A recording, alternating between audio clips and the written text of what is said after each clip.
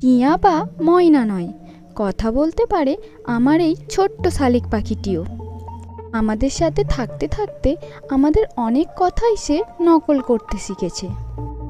এখন তো তার কথার জ্বালায় আমাদের কানে তুলো দিয়ে বসে থাকতে হয়।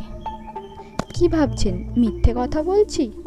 তাহলে কথাগুলো মন দিয়ে শুনবেন। আর যদি ভিডিওটি ভালো লাগে তাহলে একটি লাইক দিয়ে চ্যানেলটিকে সাবস্ক্রাইব করে পাশে থাকবেন। তোমার নাম কি? নাম বলো। ভাই কোথায়? ভাইকে ডাকো।